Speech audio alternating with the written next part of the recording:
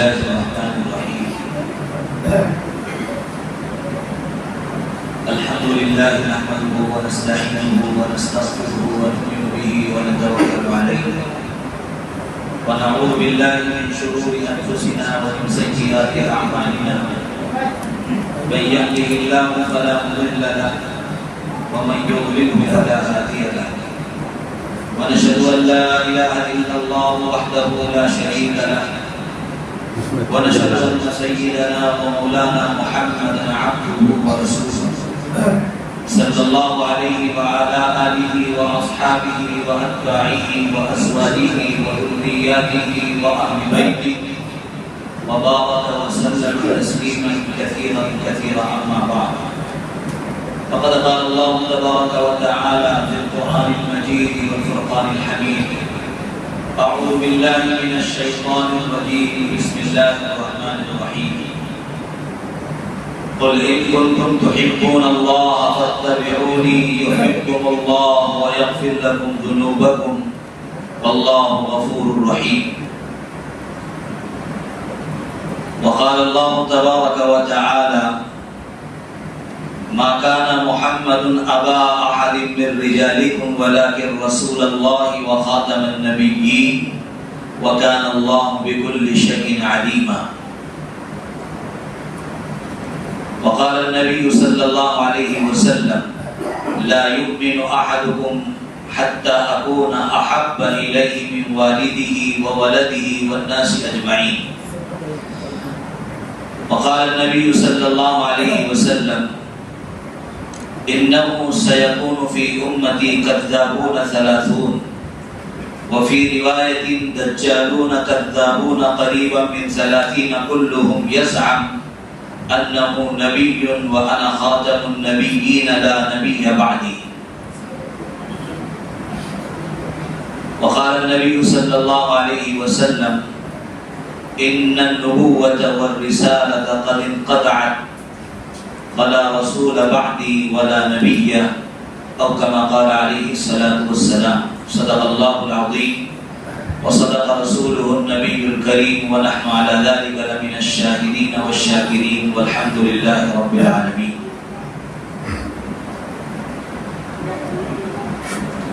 آج کی اس نشست کے صدر محترم حضرت مفتی محمد زکریا صاحب حسینی،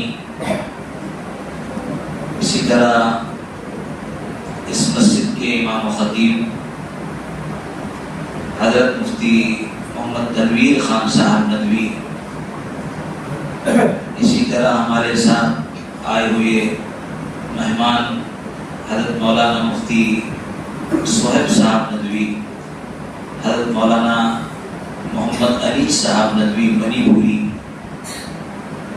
دیگر مہمان اہلیان اجد پور، السلام علیکم ورحمۃ اللہ وبرکاتہ۔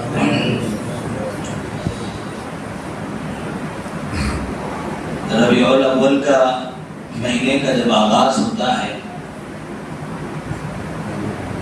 تو جس شخص کے دل میں اللہ کے نبی صلی اللہ علیہ وسلم کی عقیدت ہے، محبت ہے، جو اللہ کے نبی صلی اللہ علیہ وسلم کو اپنا پیغمبر،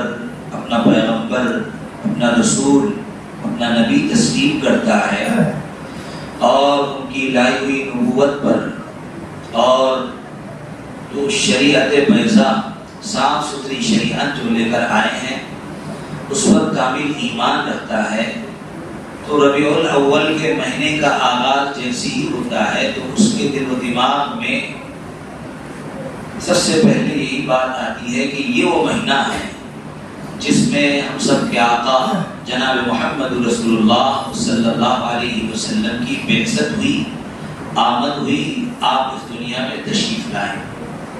ربیع کے معنی ہی موسم بہار کے ہوتے ہیں، اس لیے کہ انسانیت پر ایک لمبا عرصہ گزرا جس میں انسانیت اور انسان اپنے بنانے والے خالق کو، اپنے بنانے والے مالک کو، اپنے پیدا کرنے والے کو، اس زمین و آسمان، اس کائنات کے نظام چلانے والے کو بھول بیٹھا تھا۔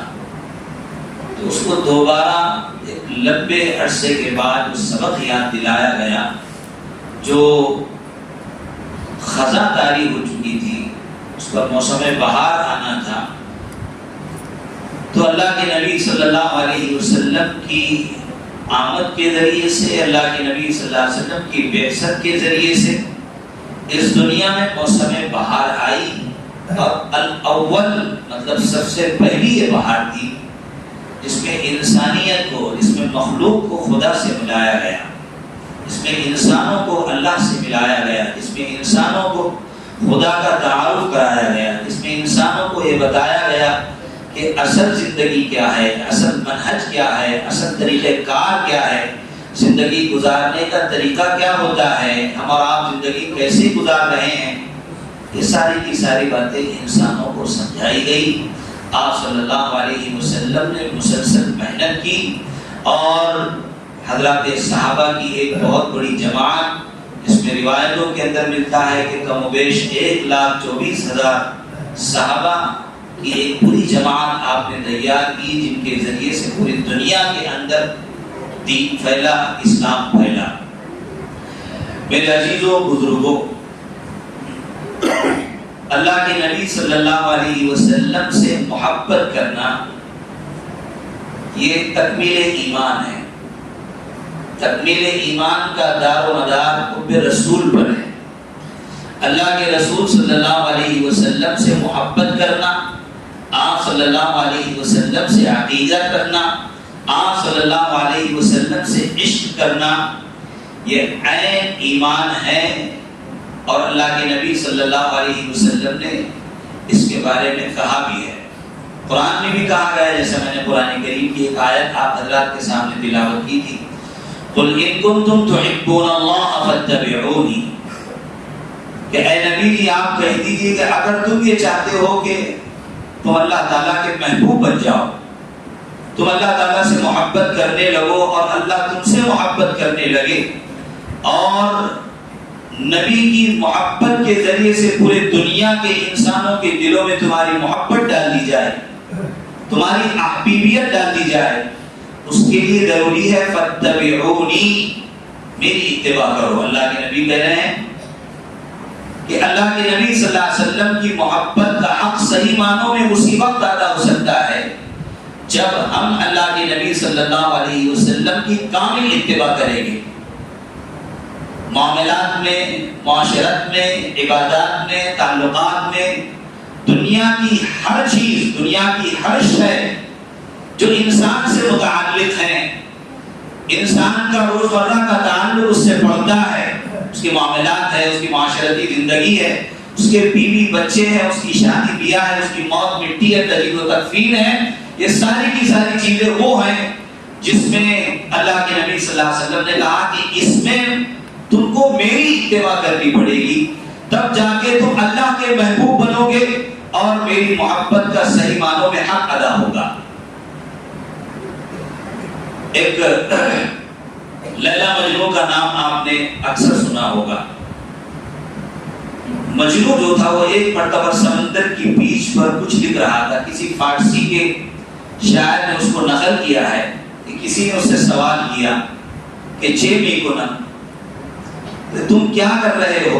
تو اس نے کہا کہ لیلا لیلا می کنم، کہ میں اس سمندر کی بیچ پر جب پانی کی لہریں چلتی ہے اور پانی کی لاٹھیں چلتی ہے تو ریت جم جاتی ہے، اس پر لکھنا بھی بڑا آسان ہوتا ہے اور اچھا لکھا جاتا ہے۔ تو کسی نے مجنون سے پوچھ لیا، تو مجنون نے جواب یہ دیا کہ میں لیلا لیلا لکھ رہا ہوں۔ تو اس واقعے سے انہوں نے استدلال یہ کیا ہے کہ جس شخص کو جس سے محبت ہوتی ہے، عقیدت ہوتی ہے، سچا عشق ہوتا ہے، پیار ہوتا ہے، وہ اس کی تسبیح آپتا ہے، اس کا نام لیتا ہے، اور جیسے محبوب چاہتا ہے، جیسے محبوب کی چال ہوتی ہے، جیسے محبوب کا چلن ہوتا ہے، جیسے محبوب کی چال ڈھال ہوتی ہے، جیسے محبوب کا بولنے کا انداز ہوتا ہے، ان تمام چیزوں کو اختیار کرنے کی کوشش کرتا ہے محب اپنی طرف سے۔ تو اللہ کے نبی صلی اللہ علیہ وسلم سے ہم کو وہ محبت، جس محبت کا مجھ سے اور آپ سے تقاضا کیا جا رہا ہے اور جس محبت کی ہمیں دعوت دی جا رہی ہے، اس میں حدیث پاک کے اندر یہ بات کہی گئی. حضرت انس بن مالک رضی اللہ تعالیٰ عنہ اس کے راوی ہیں, وہ فرماتے ہیں کہ کوئی بھی تم میں سے اس وقت تک کامل ایمان والا نہیں ہو سکتا ہے جب تک کہ میں یعنی اللہ کے نبی صلی اللہ علیہ وسلم اس کے نزدیک اس کی اولاد سے, اس کے اہل خانہ سے, اس کی فیملی سے اور دنیا کے تمام لوگوں سے زیادہ محبوب نہ بن جاؤں, اس وقت تک کسی کا ایمان کامل نہیں ہو سکتا ہے. تو پتہ ہے چلا کہ تکمیل ایمان کا دار و مدار پھر رسول پر ہے. اب اس حدیث کو ہم دیکھیے, حدیث میں 3 طرح کی 3 انواع محبت کی بتائی گئی ہے. میں اس کو سمجھانے کی کوشش کروں گا. تقریریں آپ نے بہت سنی ہوگی اور لچھے دار تقریریں آپ نے سنی ہوگی. میں آپ کو انواع محبت اور اسباب محبت اور یہ محبت کس بات کا ہم سے تقاضا کرتی ہے اور پھر یہی محبت ہمیں ختم نبوت پر لے کر جاتی ہے, میں اس کی طرف اشارہ کروں گا. اللہ کے نبی صلی اللہ علیہ وسلم نے اس حدیث میں 3 قسم کی محبت کی طرف اشارہ کیا. ایک محبت برائے شفقت, ایک محبت برائے عظمت اور ایک ہے محبت برائے لذت. محبت برائے عظمت کیا ہے؟ محبت برائے عظمت یہ ہے کہ جیسے اولاد اپنے ماں باپ سے محبت کرتی ہے, یہ محبت برائے عظمت ہے. وہ بڑے ہیں, بزرگ ہیں, ہم کو اس دنیا میں لانے کا ذریعہ اور سبب بنے ہیں, اس لیے ان کی عظمت ہے. اور یہ عظمت جو ہے یہ محبت کی وجہ سے ہے. جب تک کہ کسی چیز میں اٹریکٹ نہ ہو, جب تک کہ کسی چیز کے اندر جاذبیت نہ ہو, جب تک کہ کسی چیز کی صحیح معنوں میں عظمت نہ ہو, آدمی اس سے محبت نہیں کر سکتا ہے. عظمت ہوگی تو ہی محبت کرے گا. والدین کی عظمت ہوتی ہے اولاد کے دل میں, اس لیے اولاد اپنے ماں باپ سے محبت کرتی ہے. اس کو کہتے ہیں محبت برائے عظمت. اور ایک ہوتی ہے محبت برائے شفقت, جیسے والدین اپنے بچوں سے محبت کرتے ہیں, یہ شفقت والی محبت ہوتی ہے. والدین اپنے بچوں سے محبت کرتے ہیں, ان کے لیے پوری زندگی ترج دیتے ہیں, رات کو رات نہیں دیکھتے, دن کو دن نہیں دیکھتے, برسات کے موسم کو برسات کا موسم نہیں سمجھتے, گرمی کے موسم کو گرمی کا موسم نہیں سمجھتے. تو یہ سب شفقت کی وجہ سے ہوتا ہے. تو ایسی محبت کو محبت برائے شفقت کہا جاتا ہے, جو والدین اپنے بچوں سے کرتے ہیں. اور ایک ہوتی ہے محبت برائے لذت, میاں کی بیوی سے اور بیوی کی میاں سے. یہ جو لذت ہے, یہ لذت, یہ محبت جو ہے یہ محبت برائے لذت ہے. تو 3 طرح کی محبتوں کا تذکرہ کر کے اللہ کے نبی صلی اللہ علیہ وسلم نے کہا کہ ان تمام لوگوں سے زیادہ محبت برائے شفقت سے زیادہ, محبت برائے عظمت سے زیادہ, محبت برائے لذت سے زیادہ, سب سے زیادہ محبوب اور سب سے زیادہ محبت میری ہونا چاہیے, تب جا کے تمہارا ایمان کامل ہوگا.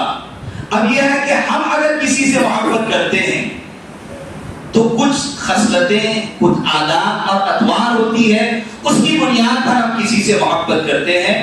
اور حکماء نے اور فلاسفہ نے یہ بات لکھی ہے اور ادبا نے یہ بات لکھی ہے کہ آدمی کے اندر محبت پیدا کرنے کے لیے, کسی کے اندر جاذبیت پیدا کرنے کے لیے, اٹریکٹ پیدا کرنے کے لیے وہ اسباب محبت 5 طرح کے ہوتے ہیں. یعنی کسی سے آدمی محبت کر رہا ہے تو 5 چیزیں ہیں. یعنی کوئی آدمی کسی سے محبت کرے گا تو عدم درجے یعنی کامل درجے وہ چیز اس کے اندر ہونا چاہیے, تب جا کے آدمی اس کی طرف لپکے گا, کھینچا جائے گا, اس سے محبت کرے گا, اس کی ہر چیز کو اختیار کرنے کی کوشش کرے گا.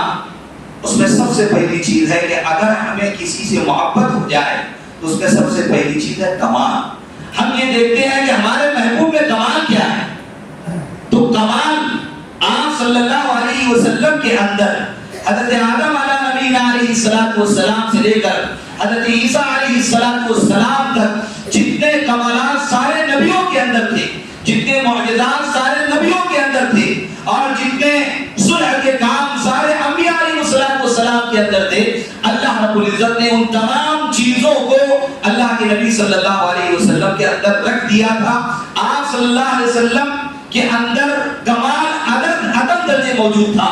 اس لیے محبت کے لائق اگر کوئی ذات ہو سکتی ہے اور کسی کی محبت کام آ سکتی ہے, قبر میں بھی کام آ سکتی ہے, آخرت میں بھی کام آ سکتی ہے, تو محبت رسول صلی اللہ علیہ وسلم ہے. اور کمال درجے جو آپ صلی اللہ علیہ وسلم کے اندر کمال تھا وہ دنیا کے اندر کسی بھی شخص کے اندر موجود نہیں تھا اور نہ قیامت تک ہو سکتا ہے. اس لیے محبت کے لائق اگر کوئی ہستی ہو سکتی ہے اور محبت کے لائق اگر کوئی شخصیت ہو سکتی ہے اور محبت کے لائق اگر کوئی شخص ہو سکتا ہے تو جناب محمد رسول اللہ صلی اللہ علیہ وسلم کی ذات گرامی ہے. کمال درجے. آپ صلی اللہ علیہ وسلم، بخاری کی روایت ہے کہ آپ صلی اللہ علیہ وسلم نے جب یہ حدیث پیش کی تو حضرت عمر بن خطاب رضی اللہ تعالی عنہ نے اللہ کے نبی صلی اللہ علیہ وسلم سے کہا کہ اللہ کے نبی، مجھے آپ سب سے زیادہ محبوب ہے سوائے میری جان کے. یعنی میری جان مجھے بہت زیادہ محبوب ہے اور آپ مجھے تمام چیزوں سے زیادہ محبوب ہے، لیکن میری جان مجھے سب سے زیادہ محبوب ہے.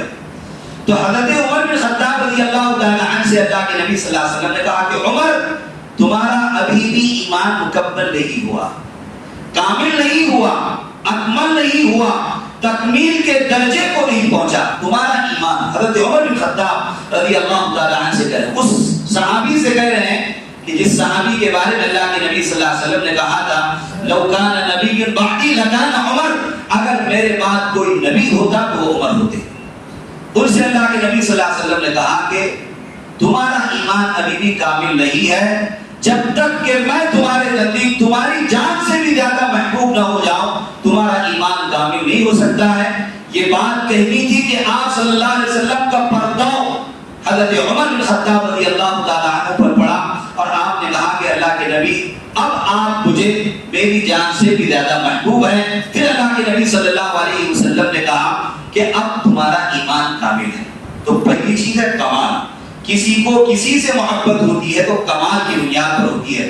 دوسری چیز ہے جلال، کہ آدمی کے اندر جلال ہے، رعب ہے، دبدبا ہے، تو لوگ اس بنیاد پر بھی اس سے محبت کرنا شروع کر دیتے ہیں. بڑا جاہ و جلال والا آدمی ہے. اور آپ صلی اللہ علیہ وسلم کا جاہ و جلال یہ ہے کہ اللہ کے نبی صلی اللہ علیہ وسلم نے خود ارشاد فرمایا فضلت علی الانبیاء بست، کہ 6 چیزوں کے ذریعے مجھے انبیاء علیہ السلام پر فضیلت دی گئی ہے. ان 6 چیزوں کے اندر اللہ کے نبی صلی اللہ علیہ وسلم نے ایک چیز یہ بیان کی وَنُصِرْتُ بِالرُّعْبِ، میری رعب کے ذریعے سے مدد کی گئی ہے. یعنی آپ صلی اللہ علیہ وسلم اگر ایک مہینے کے اس دور کے اندر 1 مہینے کی مسافت سے اگر چل رہے ہیں اور کہیں پر آپ صلی اللہ علیہ وسلم کا جانی دشمن ہے، آپ صلی اللہ علیہ وسلم کا گستاخ موجود ہے، آپ صلی اللہ علیہ وسلم کا جان پر تلا ہوا ہے، ایسا شخص اگر آپ صلی اللہ علیہ وسلم اس کے علاقے کی طرف رخت صبر باندھ رہے ہیں، آپ صلی اللہ علیہ وسلم اس کے علاقے کی طرف چل رہے ہیں، تو 1 مہینے کی مسافت پر آپ صلی اللہ علیہ وسلم کا رعب اس پر طاری ہو جایا کرتا تھا. ابھی 1 مہینے کی مسافت پر ہے، اللہ کے نبی صلی اللہ علیہ وسلم اور اس پر رعب طاری ہو گیا. اور اسی کے ذریعے سے اللہ رب العزت نے علاقے فتح فرما دیے کہ آپ صلی اللہ علیہ وسلم کا رعب اس پر طاری ہو جایا کرتا تھا. تو آپ صلی اللہ علیہ وسلم کے اندر جلال بدرجہ عدم موجود تھا، اس لیے آپ صلی اللہ علیہ وسلم سب سے زیادہ محبت کے لائق ہستی ہے، آپ ہی سے محبت کرنا چاہیے. دوسرا سبب ہوا جلال. تو کمال کا پردہ حضرت صدیق اکبر پر پڑا تھا اور کمال اور جلال کا پردہ حضرت عمر بن خطاب رضی اللہ تعالی عنہ پر پڑا تھا. اور تیسری جو چیز ہے محبت کا جو سبب ہے وہ ہے جمال، خوبصورتی. آدمی کی فطرت ہے، طبیعت ہے. کالا بھی آدمی رہے گا تو بولتا مجھے اچھی لڑکی چاہیے، اگر رشتے کے لیے اس کو بھیج دیا جائے. کالا آدمی بھی رہا تو اس کو اچھی طبیعی چیز ہے، فطری چیز ہے کہ آدمی یہ چاہتا ہے کہ اچھی چیز اس کو ملے، اچھی چیزوں کی طرف لپکتا ہے، اچھی چیزوں کی طرف جاتا ہے، خوبصورتی کی طرف جاتا ہے. اور آپ صلی اللہ علیہ وسلم کے اندر خوبصورتی بدرجہ عدم موجود تھی. بے شمار روایات موجود ہیں اس سے متعلق. عائشہ صدیقہ رضی اللہ تعالی عنہا خود ارشاد فرماتی ہے کہ آپ صلی اللہ علیہ وسلم کی خوبصورتی ایک تو حسن یوسف ہے کہ حضرت یوسف علیہ السلام، علماء مفسرین فرماتے ہیں کہ خوبصورتی کے 10 حصے اللہ تعالیٰ نے دنیا کے اندر نازل فرمائے تو 9 حصے حضرت یوسف کو ملے. ایک حصہ اللہ تعالیٰ نے پوری دنیا کے اندر پھیلایا ہے. مفتی شفیع صاحب نے بھی اس کو نقل فرمایا ہے کہ خوبصورتی کے 10 حصے 9 حصے آپ صلی اللہ علیہ وسلم کو ملے اور ایک حصہ اللہ تعالیٰ نے خوبصورتی کا پوری دنیا کے اندر پھیلایا. آپ صلی اللہ علیہ وسلم بہت زیادہ حسین. جب یہ شمائل آپ پڑھیں گے، شمائل ترمذی چلا جائے گا آپ صلی اللہ علیہ وسلم کے دانت، آپ صلی اللہ علیہ وسلم کے منہ مبارک، آپ صلی اللہ علیہ وسلم کی ریش مبارک، داڑھی کے بال کتنے سفید تھے، آپ صلی اللہ علیہ وسلم کا قد کیسا تھا، آپ صلی اللہ علیہ وسلم چلا کیسے کرتے تھے، بیٹھتے کیسے تھے، نشست و برخاست، ان تمام چیزوں کے بارے میں شمائل کے اندر لکھا ہوا ہے۔ تو آپ صلی اللہ علیہ وسلم کی خوبصورتی کامل درجے کی خوبصورتی تھی۔ حضرت عائشہ صدیقہ رضی اللہ تعالیٰ عنہ خود ارشاد فرماتی کہ حسن یوسف کو دیکھ کر عورتوں نے، مصر کی عورتوں نے اپنے ہاتھ کاٹ لیے تھے، وَقَطَّعْنَ أَيْدِيَهُنَّ، انہوں نے اپنے ہاتھ کاٹ لیے تھے، لیکن میرے نبی کو اگر وہ دیکھ لیتی، میرے محبوب کو اگر دیکھ لیتی تو اپنے کلیجے کاٹ لیتی۔ یہ عائشہ کا قول ہے، اتنے خوبصورت تھے۔ لہذا محبت کے لائق اگر کوئی ذات ہے تو وہ ذات اللہ کے نبی صلی اللہ علیہ وسلم کی ہے۔ تو تیسرا درجہ ہوا جمال کا۔ چوتھا درجہ جو ہوا، چوتھا جو سبب ہوا وہ ہے خصال، خصلتیں۔ آدمی کو کسی کی عادات سے، اس کے طور طریقوں سے محبت ہوتی ہے۔ ہم بولتے بھی آدمی بڑا اچھے اخلاق کا مالک ہے، اس کے اوصاف بڑے اچھے ہیں، اس کے اخلاق بڑے اچھے ہیں، تو ہم اس کی تعریف کرتے ہیں۔ تو خصال، خصلتیں، اور آپ صلی اللہ علیہ وسلم کی جو خصلتیں ہیں اور آپ صلی اللہ علیہ وسلم کے آداب و ادوار ہیں وہ حدیث کے اندر بیان کیے گئے ہیں، اور بے شمار واقعات کے ذریعے سے ان کا پتہ چلتا ہے کہ آپ صلی اللہ علیہ وسلم خصال کے اور خصال حمیدہ کے، ایسی خصلتیں جن کی تعریف کی گئی، قرآن میں تعریف کی گئی، احادیث نبویہ کے اندر تعریف کی گئی، سیرت نگاروں نے کتابوں کے اندر ان کی تعریف کی ہے، اور ان کی تعریف کے سامنے دنیا کے تمام ان لوگوں کے اوصاف پھیکے پڑ جاتے ہیں جن کا دنیا نام لیتی ہے۔ ایک عیسائی نے کتاب لکھا دا 100 کے نام سے، دا 100 کا مطلب 100، اس میں 100 ایسی شخصیات کا اس نے تذکرہ کیا جو دنیا کی سب سے عظیم شخصیات تھی، جنہوں نے دنیا کے اندر بڑے کارنامے انجام دیے، جن کے کارناموں کی بنیاد پر دنیا ان کو جانتی ہے، لیکن مجلسوں کے اندر ان کا تذکرہ ہوتا ہے، مجلسوں سے باہر چلے جائیں تو لوگ ان کا نام نہیں لیتے ہیں، نہ ان کی معاملاتی زندگی میں ان کی پیروی کرتے ہیں، نہ معاشرتی زندگی کے اندر۔ دنیا کے کسی گوشے کے اندر آپ نے سکندر کا نام سنا ہوگا، شیکسپیئر کا نام سنا ہوگا، اور ارسطو اور افلاطون ایسے بڑے بڑے فلسفی اور بڑے بڑے فلاسفہ اور حکما کا نام سنا ہوگا۔ تو دنیا آج بھی، اور دنیا کی متعدد یونیورسٹیوں کے اندر ان کی حکمتیں پڑھائی جاتی ہے، اور ان کی حکمتوں کے سامنے لوگ دنگ ہیں، ان کی حکمتوں کے سامنے لوگ سرنڈر ہیں، جھکے ہوئے ہیں۔ ان تمام لوگوں کا تذکرہ ایک طرف اور اللہ کے نبی صلی اللہ علیہ وسلم کا تذکرہ ایک طرف۔ تو اس عیسائی مصنف نے، جو کہ ایک کرسچن مصنف تھا، اگر وہ چاہتا تھا تو اس کتاب کے اندر 100 میں سب سے پہلے وہ حضرت عیسیٰ علیہ نبی علیہ السلام کا تذکرہ کر سکتا تھا، لیکن صفحے اول پر اس نے جناب محمد رسول اللہ صلی اللہ علیہ وسلم کو جگہ دی، دوسرے نمبر پر حضرت عمر بن خطاب رضی اللہ تعالیٰ عنہ کو جگہ دی، تیسرے نمبر پر اس نے حضرت عیسیٰ علیہ السلام کا تذکرہ کیا۔ تو دشمن بھی اوصاف حمیدہ کو اور خصال حمیدہ کو قبول کرنے کے لیے تیار ہے، اور کوئی بھی انگشت نمائی نہیں کر سکتا آپ صلی اللہ علیہ وسلم کی ذات پر۔ آپ صلی اللہ علیہ وسلم نے آپ کی ذات کو اللہ رب العزت نے بیدار رکھا ہے، یہاں تک کہ علماء نے لکھا ہے اور مؤرخین نے لکھا ہے کہ نبی کی جو بیوی ہو سکتی ہے وہ کافرہ تو ہو سکتی ہے، فاسقہ اور فاجرہ تو ہو سکتی ہے، بددینت بد کردار نہیں ہو سکتی۔ کسی کو انگشت نمائی کرنے کا اور کسی کو ہاتھ رکھنے کا یا کسی کو ہاتھ اٹھانے کا یا کچھ کہنے کا موقع نہ ملے۔ آپ صلی اللہ علیہ وسلم جن اسلاف سے اور جن سلطوں سے قریش تک پہنچے ہیں، اس میں کوئی بھی عورت، ایک بھی عورت ایسی نہیں تھی جو بدکردار، وہ بدکردار نہیں تھی، بدچلن نہیں تھی۔ آپ صلی اللہ علیہ وسلم جس صبح سے دنیا کے اندر آئے سب پاکیزہ ہوتے تھی، سب مطہرہ ہوتے تھی، سب کی پاکیزگی ہے۔ ہاں فاسقہ فاجرہ ہو سکتی ہے، گنہگار ہو سکتی ہے، جس کو فجور کا کام ہو سکتا ہے، لیکن بدکردار اور بددینت نہیں ہو سکتی۔ اس لیے علماء مفسرین کہتے ہیں کہ حضرت یوسف کی شادی زلیخا سے نہیں۔ لوگ کہتے ہیں دعا بھی پڑھ لیتے ہیں کبھی، لیکن حضرت یوسف کی شادی حضرت زلیخا سے نہیں۔ زلیخا نے توبہ کی، لیکن زلیخا کا جو کردار تھا اور زلیخا نے جو اقدام کیا تھا وہ ایک نبی کی بیوی کے اور نبی کی حرم کے خلاف کام تھا۔ ہاں، اس لیے حضرت یوسف اور حضرت زلیخا کا دونوں کا آپس میں نہیں، وہ جو کردار ادا کیا گیا ہے، سمجھ میں آئے کہ نہیں؟ اس بنیاد پر یہ بات کہی گئی ہے کہ آپ صلی اللہ علیہ وسلم خصال حمیدہ اور اوصاف حمیدہ کمال درجے رکھتے تھے، اس لیے آپ صلی اللہ علیہ وسلم اس دنیا کے اندر سب سے زیادہ محبت کے لائق ذات ہے۔ آپ صلی اللہ علیہ وسلم سے محبت کرنا چاہیے اور یہ عین ایمان کا تقاضا ہے۔ اور پانچواں جو سبب ہے وہ ہے نوا۔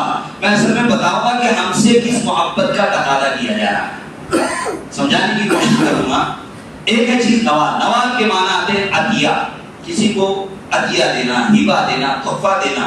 آپ صلی اللہ علیہ وسلم عطیات دینے میں، تحفے دینے میں، لوگوں کی مدد کرنے میں، جائے کہ آپ کے گھر پر چولہا نہ جلتا ہو۔ معاشہ خود فرماتی ہے کہ ہمارے گھر کے اندر دو چاند گزر جایا کرتے تھے، ہمارے گھر کی انگیٹھی نہیں جلتی تھی، ہمارے گھر کا چولہا نہیں جلتا تھا، ہمارا گزر دو کالی چیزوں پر ہوتا تھا، ایک پانی پر، ایک کھجور پر۔ آپ صلی اللہ علیہ وسلم ان تمام چیزوں کے ہونے کے باوجود سخاوت آپ نے اتنے عدم درجے کی موجود تھی کہ معاشہ صدیقہ رضی اللہ تعالیٰ عنہ خود ارشاد فرماتی ہے کہ رمضان مبارک کے اندر آپ صلی اللہ علیہ وسلم کی جو مطلب سخاوت تھی اور آپ صلی اللہ علیہ وسلم کا نواز جو تھا، عطیہ دینا اور لوگوں لٹانا اور انفاق کرنا، یہ تند تیز ہوا کی طرح ہو جایا کرتا تھا۔ طرح آج کہ آپ صلی اللہ علیہ وسلم کے پاس کوئی چیز نہیں ہوتی تھی، آپ کے پاس ہوتی تو دے دی جاتی، اور اگر آپ کے پاس نہ ہوتی تو آپ صلی اللہ علیہ وسلم مسجد نبوی کے اندر اس کا اعلان فرماتے، اپنے حضرات صحابہ سے انفاق کی فضیلت بیان کر کے لوگوں کے درمیان وہ چیزیں تقسیم کرتے۔ آپ صلی اللہ علیہ وسلم کے خاندان کے اندر حضرت زین العابدین بھی گزرے ہیں، جو کربلا کے میدان میں ایک بچہ محفوظ رہ گیا تھا، کچھ عورتیں بچ گئی تھی، اس میں حضرت زین العابدین بھی تھے۔ فرزدق شاعر ہے، اس شاعر نے ان کے بارے میں کہا ہے، زین العابدین اس لیے کہ خاندانی چیزیں خاندانوں میں منتقل ہوتی ہے وراثت کے طور پر۔ خاندان بھی دیکھتے نا، شادی بیاہ میں خاندان بھی دیکھے جاتے ہیں، کس خاندان کی لڑکی ہے، کس خاندان کا لڑکا ہے، اس لیے کہ خاندانی چیزیں بطور وراثت کے منتقل ہوتی ہے ایک دوسرے کے اندر۔ تو آپ صلی اللہ علیہ وسلم سخی تھے، آپ کا پورا خاندان سخی تھا، تو آپ کے خاندان میں حضرت زین العابدین کے بارے میں بھی شاعر فرزدق نے کہا کہ اگر تشہد میں لا نہ ہوتا تو لا بھی ان کا نام ہوتا۔ لا کے مطلب نہیں کہ اور نام کے مطلب عام، یعنی پوری زندگی کبھی نہیں کہا، ان کے نہیں تھا ہی نہیں ہاں۔ تو شاعر فرزدق ان کے بارے میں کہتا ہے، ان کی تعریف میں کہتا ہے کہ اگر تشہد میں لا نہ ہوتا تو لا بھی کیا ہوتا، نعم ہوتا۔ وہ تو تشہد کے اندر لا موجود ہے، اس لیے حضرت زین العابدین لا پڑھتے ہیں، لا کہتے ہیں، ورنہ ان کے ہاں لا کا تصور ہی نہیں تھا، نہیں کا تصور ہی نہیں تھا۔ تو یہ 5 اسباب ہیں جو کسی سے محبت کرنے پر انسان کو آمادہ کرتے ہیں، اور یہ 5 اسباب اللہ کے نبی صلی اللہ علیہ وسلم کے اندر بدرجہ عدم موجود تھے، اس لیے آپ صلی اللہ علیہ وسلم سے کامل درجے کی محبت کرنا چاہیے۔ اب سوال یہ ہے کہ ہم سے حدیث پاک کے اندر اور قرآن کریم کی آیت کے اندر کس محبت کا تقاضا کیا گیا ہے، کس محبت کا مطالبہ ہم سے کیا گیا ہے۔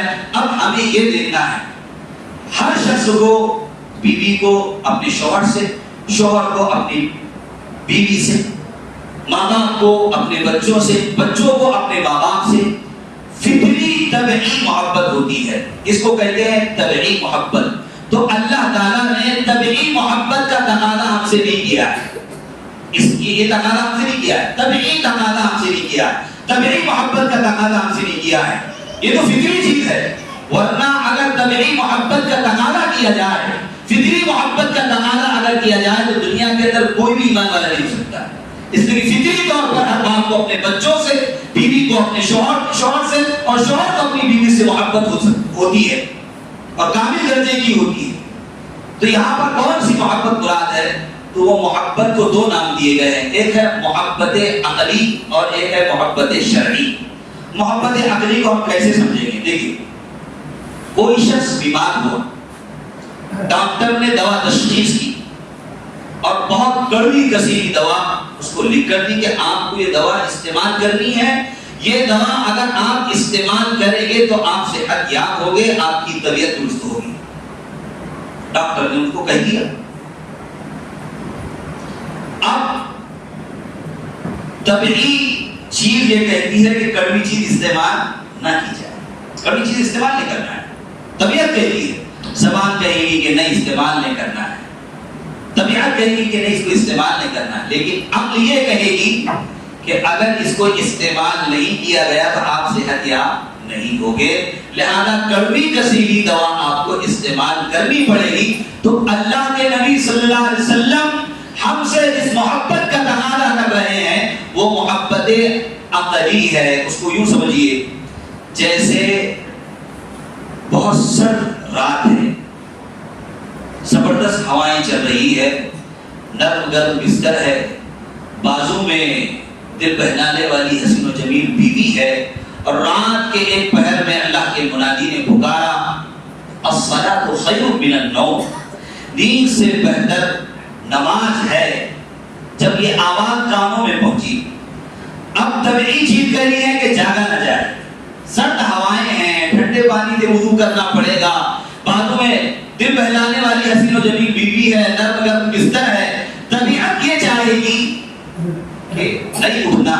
لیکن عقل کا تقاضا یہ ہے کہ اگر تو اللہ کے حضور حاضر ہو گیا کل قیامت کے دن تو کامیاب ہو جائے گا، اور اس چیز کے ذریعے سے تیرے آقا جناب محمد رسول اللہ صلی اللہ علیہ وسلم کی آنکھوں کو ٹھنڈک مل جائے گی.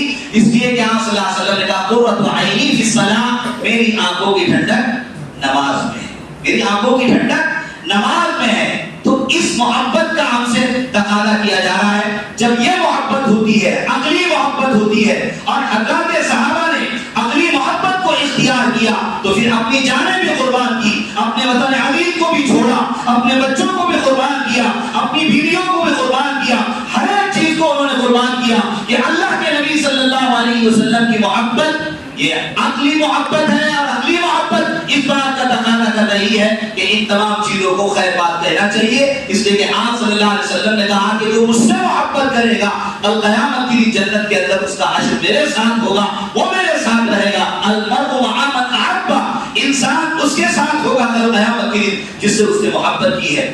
اب اس محبت کو، اس عقلی محبت کو حضرات صحابہ نے اختیار کیا تو پھر ایسے بھی تاریخ میں اور آسمان و زمین میں وہ مناظر دیکھے، وہ منظر دیکھے کہ منظر دیکھنے میں انسان سجدہ رہ جائے، مبہوت ہو کر رہ جائے، بے چین ہو کر رہ جائے کہ یہ کیسی محبت ہے. ایک فوج صفیں لگی ہوئی ہے دشمنان اسلام کی، اور ایک طرف آقا مدنی نبی کریم صلی اللہ علیہ وسلم کی صف ہے، حضرات صحابہ موجود ہے، جانثال صحابہ موجود ہے.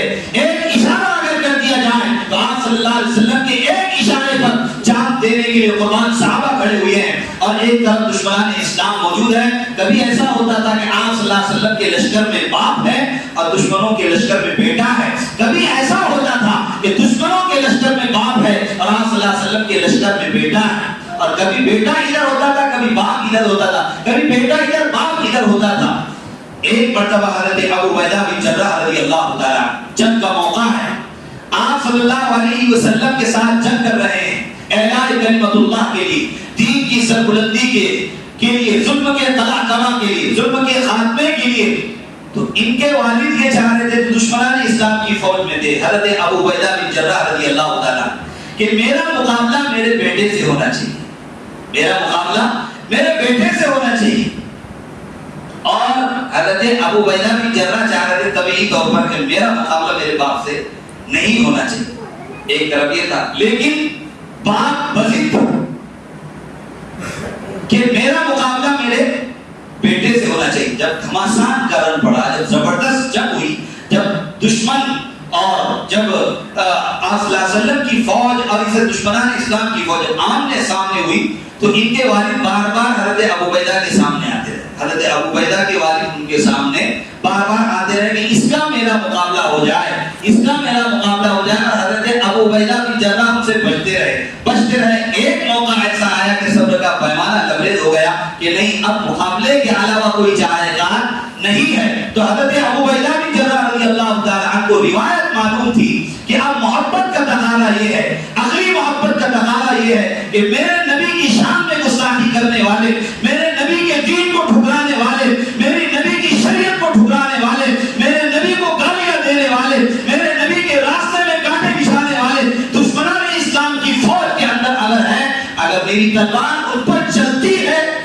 جائے. تو حضرت ابو عبیدہ بن جراح رضی اللہ تعالیٰ نے تلوار چلائی اپنے باپ کے سر پر، فلقت حامته فلقتین، سر کے 2 ٹکڑے ہو گئے.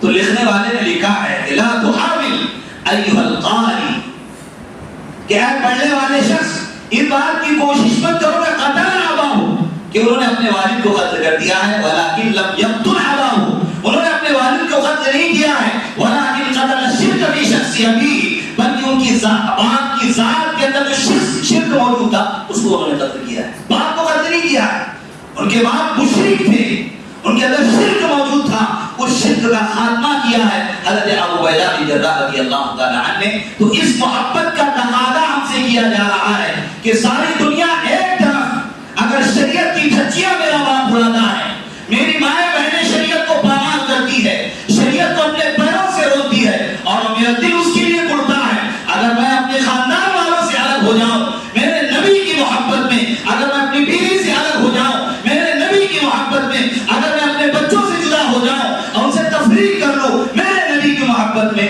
یہ کرنا پڑے گا اور اس سے گزرنا پڑے گا، تب جا کے ہمارا ایمان کامل درجے کا ہوگا. اسی محبت کا تقاضا ہم سے کیا جا رہا ہے. بے شمار اس طرح کے محبت کے واقعات نقل کیے گئے. صاحب اذان جنہوں نے اذان خواب میں دیکھی تھی، عبداللہ بن زید عبد ربی، وہ ایک مرتبہ کھیت کے اندر کام کر رہے تھے.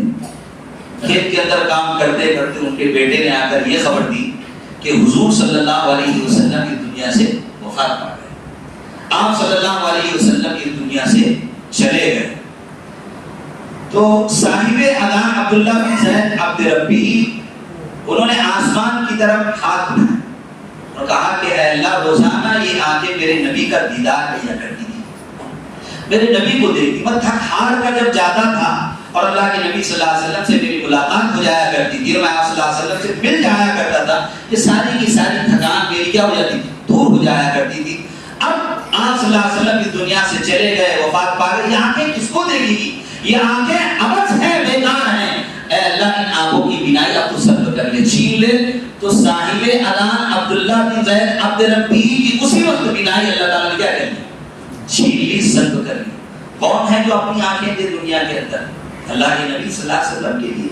کون ہے جو اپنے جگر پاروں کو قربان کرے؟ اللہ کے نبی صلی اللہ علیہ وسلم کی محبت کے لیے.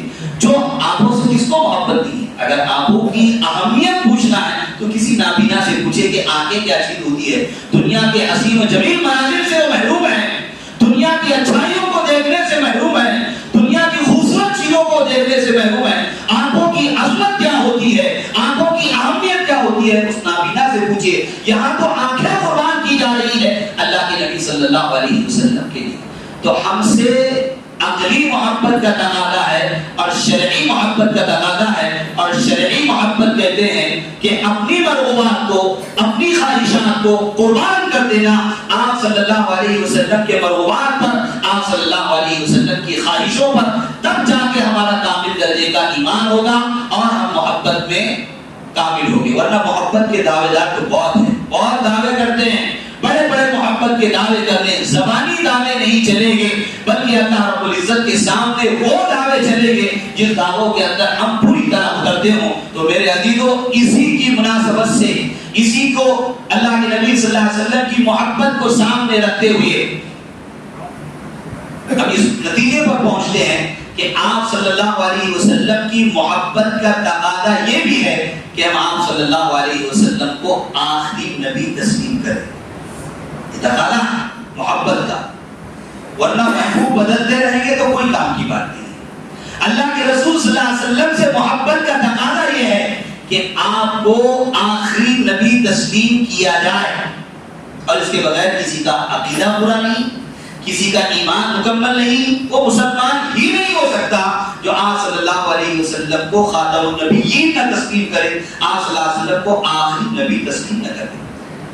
انسانوں کی ہدایت کے لیے اللہ تعالیٰ نے بے شمار انبیاء علیہ السلام کو اس دنیا کے اندر بھیجا، لیکن جب آپ صلی اللہ علیہ وسلم اس دنیا کے اندر تشریف لائے تو آپ پر یہ آیت کریمہ بھی نازل ہو گئی، الیوم اکملت لکم دینکم، آج میں نے تمہارے لیے اپنا دین مکمل کر دیا، وَأَتْمَمْتُ عَلَيْكُمْ نِعْمَتِي، اور میں نے تم پر اپنی نعمتیں مکمل کر دی، وَرَضِيتُ لَكُمُ الْإِسْلَامَ دِينًا، اور میں نے تمہارے لیے دین اسلام کو منتخب کر لیا، چن لیا، اور تمہارے لیے دین اسلام کو میں نے پسند کر لیا۔ اللہ تعالیٰ نے کسی نبی کے بارے میں یہ نہیں کہا، یا کسی نبی کی شریعت کے بارے میں یہ نہیں کہا کہ میں نے دین کو مکمل کر دیا۔ دین کے تکمیل کی علامت یہ ہے کہ اب کوئی نبی نہ آئے، اب کوئی اس کے بعد نبوت کا دعویٰ نہ کرے، اب کوئی نبی دنیا کے اندر نہ آئے، اس لیے کہ آپ صلی اللہ علیہ وسلم پر دین کامل ہو چکا، اسلام مکمل ہو چکا۔ ان الدین عند اللہ الاسلام، دین اللہ رب العزت کے نزدیک الاسلام ہے۔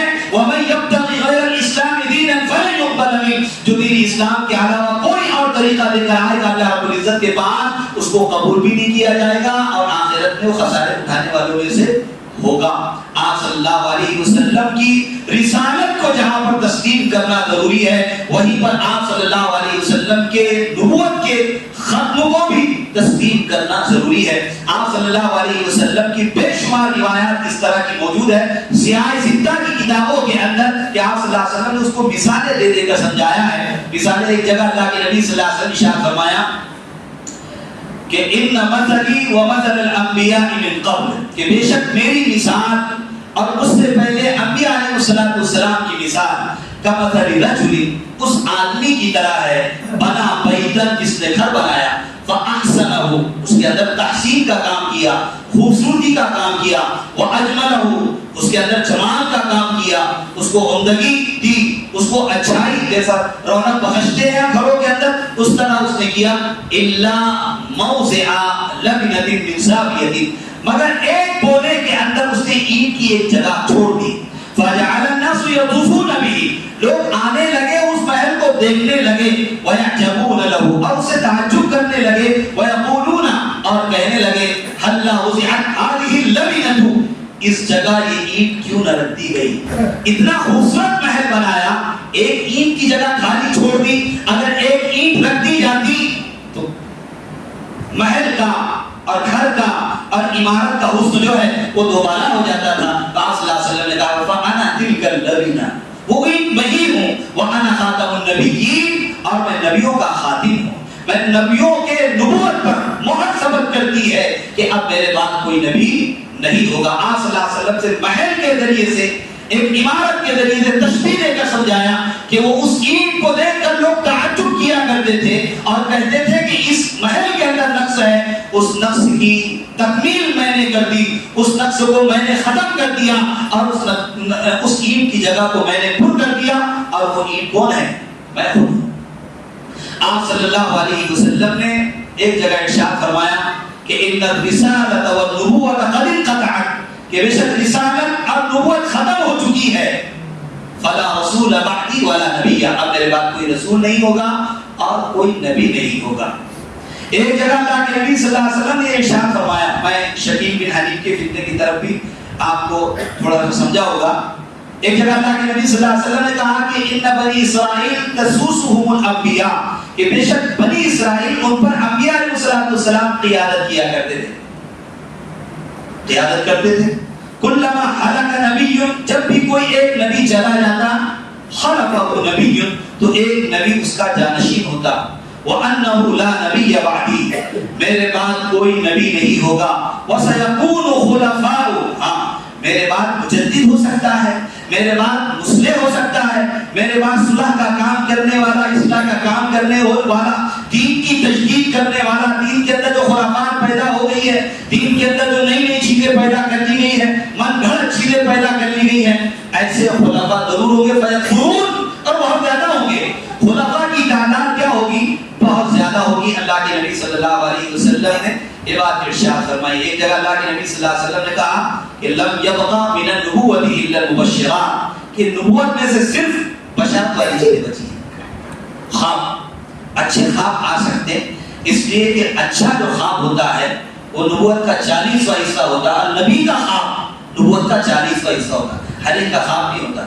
اب خواب پر دین اسلام کی بنیاد بھی نہیں ہے۔ موجودہ دور میں کوئی خواب دیکھے، اللہ کا خواب دیکھے، کسی اور کا خواب دیکھے، اپنے خواب بیان کرے کہ میں نے ایسا خواب دیکھا دیکھ لیا اور میں نے ایسا خواب دیکھ لیا. اللہ کے نبی صلی اللہ علیہ وسلم نے کہا لم یبقى من النبوۃ الا المبشرات، کہ اچھے خوابوں کے علاوہ نبوت میں سے کوئی چیز نہیں، صرف اچھے خواب آ سکتے ہیں. اور وہ خواب بھی کیا ہوگے؟ وحی میں ہی ہوگے.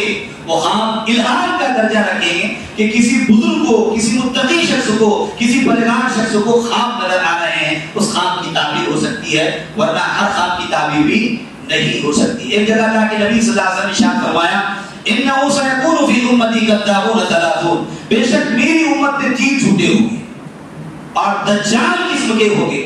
دجال کا مطلب ہوتا ہے، دجل کا مطلب ہوتا ہے ملمہ سازی کرنا، کہ کوئی چیز ہے اس پر آپ نے سونے کا رنگ چڑھ دیا تو سونے کی نظر آ جائے گی، کسی پر گولڈن، کسی پر سلور، اگر آپ نے چاندی کا رنگ چڑھ دیا تو چاندی کی نظر آ جائے گی. اس کو کہتے ہیں ملمہ سازی، اور کسی کو کہتے ہیں دجل.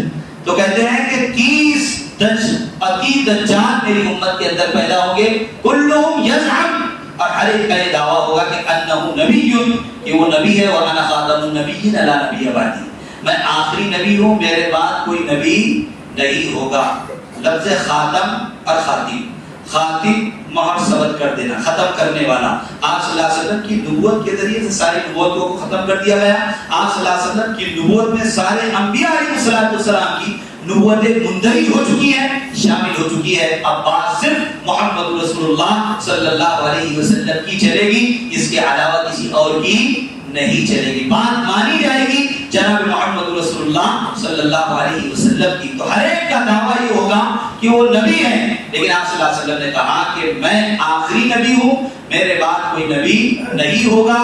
جو بھی نبوت کا دعویٰ کرے گا وہ جھوٹا ہوگا، کذاب ہوگا، دروغ گوئی سے کام لے گا. اس لیے کہ آپ صلی اللہ علیہ وسلم نے یہ بات بھی ارشاد فرمائی انی ترکتکم علی شریعۃ بیضاء، کہ میں تمہیں ایک واضح شریعت پر چھوڑ کر جا رہا ہوں، لیلھا و نہارھا سواء، جس کے دن اور رات برابر ہے. جیسے جس کا دن ہے ویسی اس کی رات ہے. شریعت اسلامی کے اندر، دین اسلام کے اندر جو قطع و بریل اگر کوئی کرتا ہے، اس کے اندر اضافہ اگر کوئی کرتا ہے، اس کے اندر اپنی طرف سے کوئی چیزیں بڑھاتا ہے، تو ظاہر سی بات ہے وہ قابل قبول نہیں ہوگی. آپ صلی اللہ علیہ وسلم نے جو چیزیں بتائی ہے اسی پر عمل کیا جائے گا. تو آپ صلی اللہ علیہ وسلم نے صاف الفاظ میں ارشاد فرما دیا کہ میں آخری نبی ہوں، میرے بعد کوئی نبی نہیں آئے گا. اگر اب میرے بعد کوئی نبی آتا ہے، چاہے وہ عرب کا اسود عنسی ہو، مسیلمہ بن کذاب ہو، یا ہندوستان کا مرزا غلام احمد قادیانی ہو، یا شکیل بن حنیف ہو، اور اس طرح کے بے شمار کذاب قسم کے، دروغ قسم کے اور فراڈ قسم کے لوگ کھڑے ہوں اور نبوت کا دعویٰ کرے کہ میں نبی ہوں، یا میں مسیحیت کا دعویٰ کرے، عیسائیت کا دعویٰ کرے اور مہدویت کا دعویٰ کرے، تو ہم لوگوں کے لیے ضروری ہے کہ ان کی نبوت کو ٹھکرا دیں، ان کی نبوت کا انکار کر دیں کہ میرے نبی نے کہا کہ میرے بعد کوئی نبی نہیں ہوگا. حضرت امام اعظم ابو حنیفہ رحمۃ اللہ علیہ کے دور میں کسی نے نبوت کا دعویٰ کیا، اس نے کہا کہ مجھے 2 دلیل دیجیے اپنی نبوت پر دلیل پیش کرنے کے لیے. تو حضرت امام اعظم ابو حنیفہ رحمۃ اللہ علیہ صاحب کہہ دیا اگر اس کی نبوت پر کوئی دلیل مانگتا ہے اور 2 دن اس کا انتظار کرتا ہے تو وہ شخص بھی اسلام سے خارج ہو جائے گا. اس لیے کہ میرے نبی نے کہا ہے کہ میرے بعد اب کوئی نبی نہیں ہوگا، میں آخری نبی ہوں، لہذا کسی سے دلیل مانگنے کی اور کسی سے ثبوت مانگنے کی ضرورت نہیں ہے. اس لیے میرے عزیزو، موجودہ دور کے اندر ایک فتنہ، مسلمانوں پر بے شمار فتنے آئیں گے، فتنوں کا دور ہے. اللہ کے نبی صلی اللہ علیہ وسلم نے کہا فَسَتَكُونُ فِتَنٌ كَقِطَعِ اللَّيْلِ الْمُظْلِمِ، ان قریب فتنے ایسے ہوں گے جیسے رات کی تاریکی ہوتی ہے. مغرب کے بعد پھر تھوڑا تھوڑا وقت بدلتا ہے، تو وقت جیسے جیسے بدلتا ہے رات کی تاریکی بھی کیا ہو جاتی ہے، بڑھتی چلی جاتی ہے. ایسی امت پر فتنے آئیں گے اور فتنے بڑھتے چلے جائیں گے. اللہ کے نبی صلی اللہ علیہ وسلم نے کہا یصبح مؤمنا، ایک شخص صبح کے وقت مومن ہوگا، وہ یمسی کافر، شام کے وقت کافر ہو جائے گا. وہ یمسی مؤمنا، شام کے وقت مومن ہوگا، وہ یصبح کافرا، اور کافر شخص صبح کے وقت کیا ہو جائے گا، کافر ہو جائے گا. اور آخر میں آپ صلی اللہ علیہ وسلم نے کہا یبیع دینہ بعرض من الدنیا، وہ اپنے دین کو معمولی دنیا کے سامان کے عوض کیا کر دے گا، فروخت کر دے گا. ایسے فتنے رونما ہو گئے. تو ایک فتنہ چل پڑا ہے شکیل بن حنیف کا فتنہ. ان کے کارندے پورے علاقے میں، ملک ہندوستان کے اندر پھیلے ہوئے ہیں. ان کو سمجھنے کی ضرورت ہے. وہ کیا کرتے ہیں اس کا طریقہ کار میں آپ کو بتاؤں گا، اور جب یہ طریقہ کار ہمیں معلوم ہو جائے گا تو ہم ان کے فتنوں سے بچیں گے۔ شکیل بن حنیف کا سب سے بڑا فتنہ کیا ہے؟ دیکھیے وہ لوگوں سے جب بات کرتے ہیں تو دو طرح کی روایتوں سے استدلال کرتے ہیں۔ باطل کے پاس ہر طرح کا ہتھیار ہوتا ہے، حملہ کرنے والا پورے اسلحہ سے لیس ہو کر حملہ کرتا ہے، ایسا نہیں کہ اٹھایا اور اس نے رکھ دیا، اس کے پاس ایک دلیل ہوتی ہے، اس کے پاس دلائل کا انبار ہوتا ہے، اور وہ من گھڑت چیزوں کو توڑ مروڑ کر کے لوگوں کے سامنے پیش کرتا ہے، لوگوں کی عقلوں کو ایسی محمیز کرتا ہے اور ایسی دستک دیتا ہے اور ایسا ایڈ کرتا ہے لوگوں کی عقلوں کو کہ لوگوں کی عقلیں دب رہ جاتی ہے۔ تو شکیل بن حنیف کے لوگ امت مسلمہ کے معصوم لوگوں کے سامنے وہ دو طرح کی چیزیں پیش کرتے، دو روایت پیش کرتے ہیں اور دو طرح کی باتیں کرتے ہیں کہ اللہ کے نبی صلی اللہ علیہ وسلم نے جو باتیں ہم کو بتلائی ہے کوئی ضروری نہیں ہے کہ ہو بہو اسی طرح کی ہو، ہو بہو اسی طرح کی ہو۔ وہ دو روایتوں سے استدلال کرتے ہیں۔ جیسے اللہ کے نبی صلی اللہ علیہ وسلم نے اپنی ازواج سے فرمایا تھا کہ میرے بعد مجھ سے سب سے پہلے ملاقات ازواج مطہرات میں سے تم میں سے وہ خاتون کرے گی، میری وہ زوجہ کرے گی، میری وہ بیوی کرے گی جس کے ہاتھ لمبے ہوں گے۔ جس کے ہاتھ کیا ہوں گے؟ لمبے ہوں گے، وہ سب سے پہلے مجھ سے ملاقات کرے گی۔ اللہ کے نبی صلی اللہ علیہ وسلم یہ روایت ارشاد فرمائے۔ اب تمام ازواج مطہرات کے اندر سب سے زیادہ لمبے ہاتھ حضرت سودا کے تھے، بڑے ہاتھ والی تھی حضرت سودا کی۔ تو شکیل بن حنیف کے لوگ کہتے ہیں کہ دیکھو حضرت سودا کے ہاتھ سب سے بڑے تھے، لیکن سب سے پہلے انتقال ہوا زینب بنت جحش رضی اللہ تعالی عنہا کا۔ تو پتہ ہے چلا کہ اللہ کے نبی صلی اللہ علیہ وسلم جیسا بتلاتے ہیں ویسا نہیں ہوتا ہے، بلکہ اس کا برعکس ہوتا ہے۔ اپنی نبوت کی دلیل کو پیش کرنا ہے، اپنا نبی ہونا اس کو پیش کرنا ہے، اس لیے وہ اس روایت سے استدلال کرتا ہے۔ حالانکہ یہاں لمبے ہاتھوں سے مراد سخاوت مراد ہے، اور تمام ازواج مطہرات کے اندر حضرت زینب بنت جحش رضی اللہ تعالی عنہا سب سے زیادہ سخی تھی، اس لیے سب سے پہلے ان کا انتقال ہوا اور آپ صلی اللہ علیہ وسلم سے سب سے پہلے ان کی انتقال کے بعد ان کی ملاقات ہوئی۔ تو یہاں لمبے ہاتھوں سے مراد، جیسے حدیث کے اندر آتا ہے الید العلیٰ خیر من الید السفلی، اوپر والا ہاتھ نیچے والے ہاتھ سے بہتر ہے۔ تو ایسا کر دیے تو یہ ہو جاتا ہے الید العلیٰ خیر من الید السفلی، مطلب یہ ہے کہ دینے والا ہاتھ لینے والے ہاتھ سے کیا ہے؟ بہتر ہے۔ خرچ کرنے والا شخص بہتر ہے جو فقر کی زندگی گزارتا ہو یا فقیری کو اختیار کر لیتا ہو، اس شخص سے بہتر یہ ہے کہ جو لوگوں کو دیتا ہو، جو لوگوں کو عطیے دیتا ہو۔ تو اس روایت سے استدلال کرتے تھے، اس لیے اس روایت سے ان کو کاٹ یہ کرنا ہے کہ یہاں پر لمبے ہاتھ سے مراد کیا ہے؟ سخاوت ہے۔ کیا ہے؟ سخاوت۔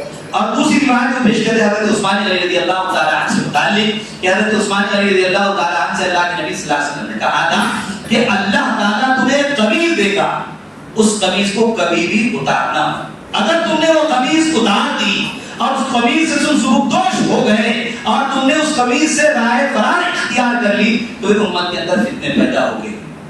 کہا کہ اب یہاں پر اللہ کے نبی صلی اللہ علیہ وسلم نے قمیص کا تذکرہ کیا، لیکن اللہ تعالیٰ نے کوئی قمیص نہیں دی حضرت عثمان کو، کوئی قمیص نہیں دی تھی۔ یہاں قمیص سے مراد خلافت ہے۔ کیا ہے؟ کہ اللہ تعالیٰ نے آپ کو خلافت کی خلعت پہنائی ہے، خلافت کا لباس پہنایا ہے۔ لوگ آپ کو مجبور کریں گے خلافت سے دستبردار ہونے کے لیے، خلافت سے آپ کو ہٹانے کے لیے، لیکن آپ خلافت سے دستبردار نہ ہونا۔ آپ صلی اللہ علیہ وسلم نے حضرت عثمان غنی رضی اللہ تعالیٰ کے بارے میں ارشاد فرمایا، تو اس سے وہ استدلال کرتے ہیں اور اپنی نبوت کے بارے میں کہتے ہیں کہ اب میں محمد بن شکیل بن حنیف ہوں۔ جیسا کہ اللہ کے نبی صلی اللہ علیہ وسلم نے یہ کہا کہ امام مہدی آئے گے، وہ دجال کے بارے میں بھی یہ کہتے ہیں کہ دجال کا ظہور ہو چکا، دجال آ چکا۔ آپ کو ایک بات بتا دوں کہ دنیا کے اندر دجالیت جو ہے پورا ہو چکی، جتنی علامات صغریٰ اور علامات وسطیٰ، جتنی درمیانی علامات، چھوٹی علامات جتنی ہو سکتی تھی وہ دنیا کے اندر ہو چکی ہے۔ علامات کبریٰ، قیامت کی بڑی بڑی علامات جو 10 ہے حدیثوں کے اندر، فتن کے اندر اس کو بیان کیا جاتا ہے، وہ 10 علامات ابھی بھی کیا ہے؟ باقی ہے۔ اس میں 2 علامات ہے، 2 علامات ظہور مہدی اور نزول عیسیٰ۔ حضرت مہدی علیہ السلام کا ظہور ہوگا اور حضرت عیسیٰ علیہ السلام کا نزول ہوگا. یہ دو چیزیں اس میں سب سے اہم ہیں. ہے تو سبھی اہم لیکن دو چیزیں سب سے کیا ہے اہم. وہ کہتے ہیں کہ دجال کا ظہور ہو چکا. استدلال کیا کہتے ہیں؟ دجال کی پیشانی پر کافر کا لفظ لکھا رہے گا. کافر کافر لکھا رہے گا. جو مومن ہوگا اس کو کیا کر لے گا؟ پڑھ لے گا. تو کہتے ہیں کہ امریکہ اور فرانس یہ دونوں دجال ہیں. امریکہ تو امریکہ کا کام اور فرانس کا پھیرے تو کافر. تو کہتے ہیں کہ دجال کا ظہور دنیا میں ہو چکا. اور اللہ کے نبی صلی اللہ علیہ وسلم نے یہ بھی کہا تھا کہ دجال حرم میں نہیں آئے گا, مسجد نبوی سے قریب نہیں آئے گا, یعنی حدود حرم کے اندر داخل نہیں ہوگا. تو کہتے ہیں کہ ایک موقع پر جب امریکہ نے اور فرانس سے اپنی فوجیں اتارنا چاہیے حدود حرم میں تو وہاں کی مملکت نے منع کر دیا, لہذا جدہ کے اندر فوجیں اتاری گئی, حدود حرم میں فوجیں نہیں اتاری گئی. اس طرح وہ استدلال کرتے ہیں اور استدلال کر کے پھر سادہ لوگوں کو اپنے چنگل کے اندر ان کو پھنساتے ہیں اور جس کا عقیدہ بھی ڈگمگایا جاتا ہے اور پھر وہ اس کو مسیح تسلیم کر لیتا ہے یا اس کو مہدی تسلیم کر لیتا ہے یا آخری نبی اس کو تسلیم کر لیتا ہے. تو اب عقیدہ بچا کہاں ہے؟ عقیدہ ختم ہو چکا, مسلمان ہونا ختم ہو چکا, ایمان ختم ہو چکا. اللہ کے نبی صلی اللہ علیہ وسلم نے صاف ارشاد فرمایا تھا کہ انا احمد, میں احمد ہوں, وانا محمد, اور میں محمد ہوں, وانا الماحی الذی یمحی بہ الکفر, میں ماہی ہوں جس کے ذریعے سے کفر کا خاتمہ کیا گیا. وانا الحاشر الذی یحشر الناس علی عقبی, میں حاشر ہوں, جمع کرنے والا ہوں اور لوگوں کو میرے بعد جمع کیا جائے گا. انا العاقب, میں آخری ہوں, عاقب ہوں. العاقب الذی لیس بعدہ نبی, اور عاقب اس کو کہتے ہیں جس کے بعد کوئی نبی نہیں ہوگا, جس کے بعد کوئی نبی نہیں ہوگا. آپ صلی اللہ علیہ وسلم نے صاف طور پر ارشاد فرما دیا کہ میرے بعد کوئی نبی نہیں ہوگا. اور دوسری بات جو شکیل بن حنیف کہتا ہے کہ جیسی باتیں آپ صلی اللہ علیہ وسلم ارشاد فرماتے ہیں اس طرح کی باتیں ظہور پذیر نہیں ہوتی. ان کو ایک روایت سے ہم جواب دے سکتے ہیں کہ حضرت عمر بن خطاب رضی اللہ تعالی عنہ سے اللہ کے نبی صلی اللہ علیہ وسلم نے حضرت اویس قرنی کے بارے میں کہا تھا کہ یمن کا ایک قافلہ تمہارے پاس آئے گا, قبیلہ مراد سے ہوگا, قرن کی شاخ ہوگی اس سے ہوگا, اور وہ تمہارے پاس آئے گا. تم اپنے حق میں ان کے اپنے لیے کیا کر لینا, استغفار کر لینا. تو جب یمن کا قافلہ حضرت عمر بن خطاب رضی اللہ تعالی عنہ کے دور خلافت میں پہنچا تو حضرت عمر بن خطاب رضی اللہ تعالی عنہ نے ان سے پوچھا کیا تم یمن سے آئے ہو؟ کہا ہم یمن سے آئے. اچھا قبیلہ مراد سے تمہارا تعلق؟ کہا گیا ہمارا تعلق قبیلہ مراد سے. اگر قرن کی شاخ سے ہے؟ کہا گیا قرن کی شاخ سے ہے. کیا یہ حضرت اویس قرنی سے پوچھا تھا.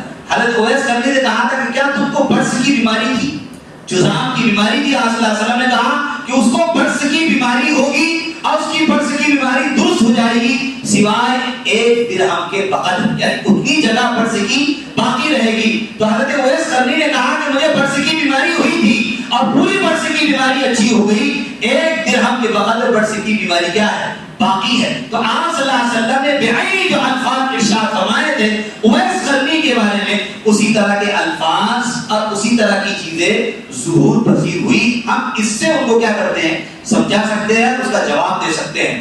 اسی طرح امام مہدی کے بارے میں اللہ کے نبی صلی اللہ علیہ وسلم نے صاف ارشاد فرمایا تھا. اب پوسٹ مارٹم کیجئے شکیل بن حنیف کا, اس فتنے کا جو دربھنگا سے اٹھ کر بہار کے علاقے سے اٹھ کر پہلے دہلی گیا. یہ دربھنگا میں پیدا ہوا, ٹھیک ہے, دربھنگا کا ایک علاقہ عثمان پور, وہاں پر ہی پیدا ہوا, وہیں اس کی تعلیم اور وہاں سے سفر کر کے سب سے پہلے دہلی آیا اور دہلی میں اس نے کچھ کام کیا اور کام کرنے کے بعد پھر یہ کہوں گا بڑے افسوس کی بات ہے کہ اس کا پھر تعلق دعوت و تبلیغ سے ہوا. دعوت و تبلیغ سے اس نے تعلق کیوں قائم کیا آپ کو یہ بھی بتا دوں, اس لیے کہ دعوت و تبلیغ کے اندر سادہ لوگ رہتے ہیں.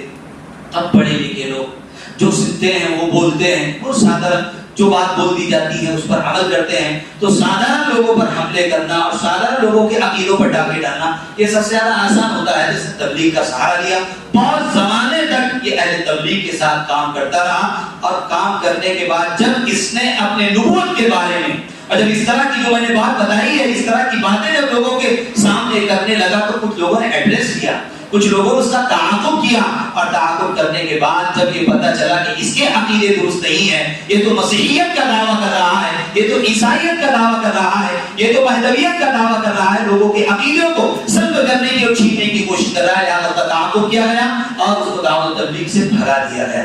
اب اللہ کے نبی صلی اللہ علیہ وسلم نے حضرت امام مہدی کے بارے میں کیا کہا؟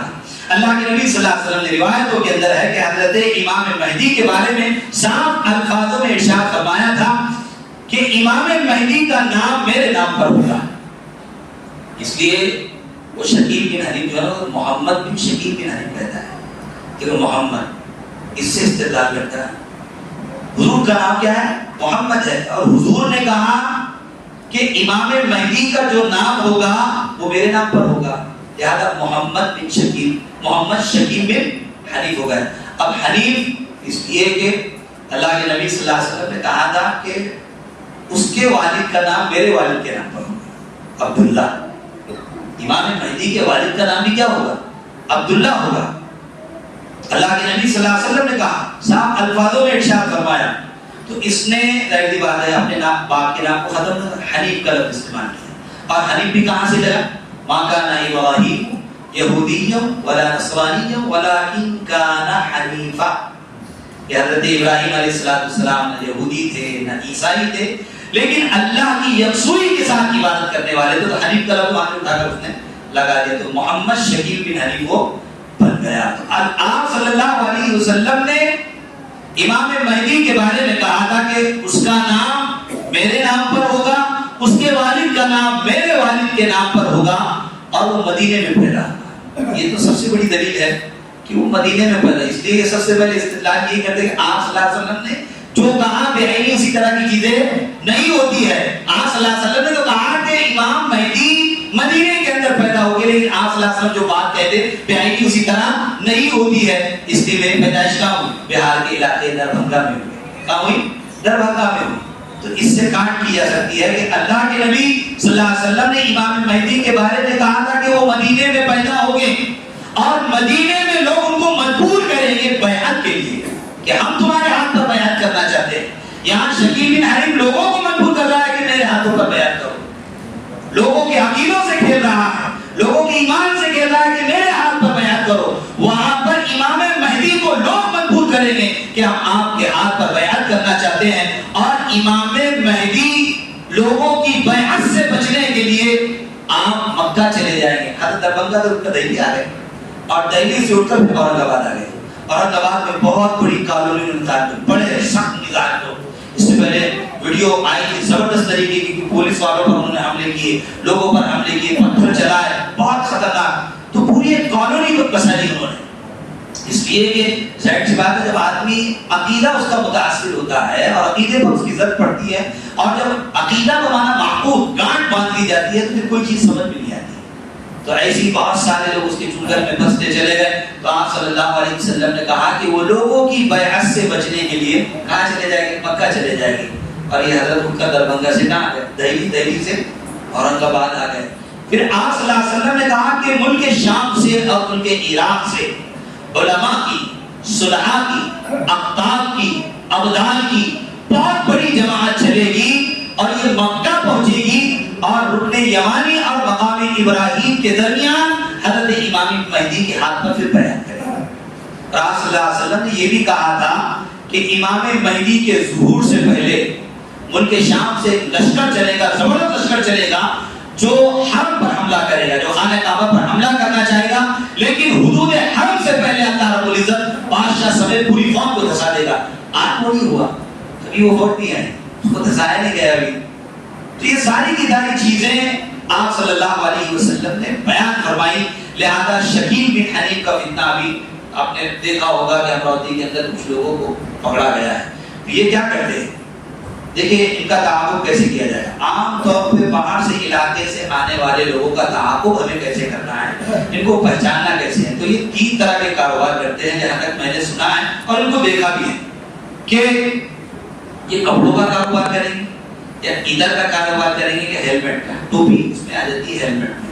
3 طرح کے کاروبار کریں گے اور دوسرے علاقوں سے آئیں گے، اور آپ کو دیکھیں گے ایک دم ایسے جیسے تبلیغی احباب ہوتے ہیں، بڑا صافہ اور ٹخنوں سے اوپر پائجامہ، لمبا قمیص، اور بڑے مطلب ان کے چہروں پر دیکھیں گے نور ٹپک رہا ہوگا، تہجد کا اہتمام کریں گے، لوگوں کو دین کی باتیں بتائیں گے، لوگوں کو دین کی باتیں بتلانے کے بعد پھر بولتے ہیں کہ علامات قیامت بتلاؤ. اب علامات قیامت سے پھر شروع ہوتا ان کا برا حملہ. تو اگر ہمارے علاقے میں اس طرح کے لوگ آتے ہیں جو باہر کے علاقے سے آ رہے ہیں اور اجنبی ہیں، کپڑوں کا کاروبار کر رہے ہیں، اب یہ اس کاروبار کے اختیار کرنے کی میں جہاں تک حکمت سمجھا ہوں کہ وہ ہے سحر، جادو. عام طور پر یہ جو فتنہ اٹھتا ہے یہ یہودیوں کی طرف سے ہوتا ہے. یہودیوں میں سحر بہت زیادہ ہے، بہت زیادہ. اور انہوں نے حضور صلی اللہ علیہ وسلم پر بھی سحر کیا، آپ صلی اللہ علیہ وسلم پر بھی جادو، انبیاء علیہ السلام پر جادو کیا. تو یہ لوگ کپڑوں کے ذریعے سے یا عطر کے ذریعے سے یا یہ کہہ لیجیے کہ ہیلمٹ اور ٹوپیوں کے ذریعے سے لوگوں کو اپنی طرف مائل کرتے ہیں سحر وغیرہ کے ذریعے. ایک بات کنفرم نہیں ہے لیکن جہاں تک میں اس کی حکمت سمجھا ہوں وہ یہ ہے کہ لوگوں کو کیسے سحر کے ذریعے سے اپنا گرویدہ بنایا جائے اور اپنی طرف ان کو مائل کیا جائے. تو اس طرح کے کاروبار کرنے والے دور دراز کے علاقوں سے اگر ہمارے علاقے میں آتے ہیں اور ہمارے علاقے میں آ کر بڑے دیندار بنتے ہیں، بڑے زہد و تقویٰ ورا کی باتیں کرتے ہیں اور اپنا زہد، اپنا ورا اور اپنا تقویٰ ہمیں دکھلاتے ہیں، تو ہمارے لیے ضروری ہے کہ ان کا تعاقب کریں، دیکھیں کس سے ملتے ہیں، کس سے ملاقات کرتے ہیں، کہاں رہتے ہیں، کہ عقائد کیا ہیں، یہ رہتے کیسے ہیں، یہ کہاں کے لوگوں سے ملتے ہیں، کہاں خلوت میں مل رہے ہیں، جلوت میں مل رہے ہیں، تنہائی میں مل رہے ہیں، لوگوں کے سامنے مل رہے ہیں. یہ ساری کی ساری چیزیں نظر رکھنے کی ضرورت ہے، اس لیے کہ عقیدے کا مسئلہ ہے اور عقیدہ ختم نبوت یہ بہت ضروری ہے. اللہ رب العزت نے آپ صلی اللہ علیہ وسلم ماکان محمد ابا احد من رجالکم، محمد صلی اللہ علیہ وسلم تم میں سے کسی کے باپ نہیں ہے. تفصیلی واقعہ سورۃ الاحزاب کے اندر بیان کیا گیا ہے اور اخیر میں یہ کہا گیا ماکان محمد ابا احد من رجالکم، محمد صلی اللہ علیہ وسلم تم میں سے کسی کے باپ نہیں ہے، ولکن رسول اللہ و خاتم النبیین، لیکن وہ اللہ کے رسول ہیں اور نبیوں کے خاتم ہیں. یہ نبیوں کے خاتم ہیں. خاتم کا مطلب ہوتا ہے مہر. اب جب کسی چیز پر خط پر اگر مہر لگ جائے یا پھر قاضی القضات چیف جسٹس جج اگر کسی چیز پر مہر ثبت کر دے تو حد آخر ہوتا ہے، وہ آخری بات ہوتی ہے. آپ صلی اللہ علیہ وسلم خاتم النبیین ہیں، آپ نے مہر ثبت کر دی ہے. سارے انبیاء علیہ السلام کی نبوت ہے آپ صلی اللہ علیہ وسلم کی نبوت میں مندرج ہو چکی ہے، شامل ہو چکی ہے. اب بات جب محمد رسول اللہ صلی اللہ علیہ وسلم کی چلے گی، آپ کے بعد اگر کوئی کتنا زاہد شخص اور کتنا بڑا متقی شخص، پرہیزگار شخص جس کے ایک ایک لفظ پر لوگ متاثر ہوتے ہوں، اس کے جملوں سے متاثر ہوتے ہوں، اس کے ذوق سے متاثر ہوتے ہوں، اس کے تقویٰ والا سے متاثر ہوتے ہوں، وہ نبوت کا دعویٰ کرے، اپنے مدی بہدریت کا دعویٰ کرے، اپنی مسیحیت کا دعویٰ کرے، تو آپ کی زبان سے ہی نکلنا چاہیے انتکذاب، تم جھوٹے ہو، اس لیے کہ میرے نبی نے یہ بات کہی ہے کہ میرے بعد کوئی نبی نہیں ہوگا، میں آخری نبی ہوں. تو یہ فتنے دنیا کے اندر چل رہے ہیں، اس طرح اور دیگر فتنے آئیں گے جس کے بارے میں اللہ کے نبی صلی اللہ علیہ وسلم نے کہا. تو اس طرح کے فتنے بھی آئے گے. 30 جھوٹے نبی اس امت کے اندر پیدا ہو گئے. نہ جانے اب تک کی کتنی تعداد ہو چکی ہے. حضور صلی اللہ علیہ وسلم کے دور میں اسود عنسی نے، مسیلمہ بن کذاب نے، اور ایک خاتون تھی اس نے بھی نبوت کا دعویٰ کیا تھا اور مسیلمہ بن کذاب کو حضرت وحشی نے قتل بھی کیا تھا. یہ سارے واقعات موجود ہیں اور آپ صلی اللہ علیہ وسلم نے اس طرح کے لوگوں کو بخشا بھی نہیں ہے جنہوں نے نبوت کا دعویٰ کیا.